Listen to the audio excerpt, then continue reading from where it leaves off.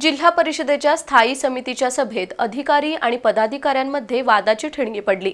समिती सदस्यांनी विचारलेल्या प्रश्नावर माहिती घेऊन सांगतो अशी उत्तरं अधिकाऱ्यांकडून येऊ लागली।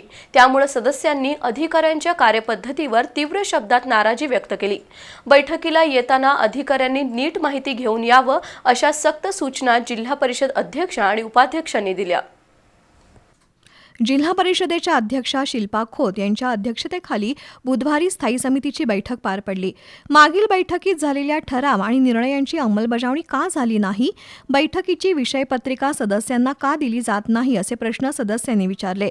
तसंच कंत्राटी आरोग्य भरतीची माहिती लपवून ठेवण्याचा उद्देश काय, शासन निर्णय आणि परिपत्रक यांची माहिती का दिली जात नाही असं विचारण्यात आलंय।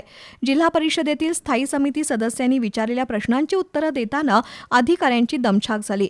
प्रत्येक प्रश्नावर माहिती घेऊन सांगतो अशी त्रोटक उत्तरं देण्यात आली। त्यामुळे स्थायी समिती सदस्यांनी प्रशासनाला धारेवर धरत जाब विचारला। यापुढे बैठकीला येताना अधिकाऱ्यांनी नीट अभ्यास करून यावं अशा सूचना जिल्हा परिषद अध्यक्षा शिल्पा खोत आणि उपाध्यक्ष तानाजी पाटील यांनी दिल्या। दुसरीकडे जिल्हा परिषदेच्या आपत्ती व्यवस्थापन कक्षातील हेल्पलाईनचा नंबर जाहीर न केल्याबद्दल संग्रामसिंह कुपेकर यांनी जाब विचारला।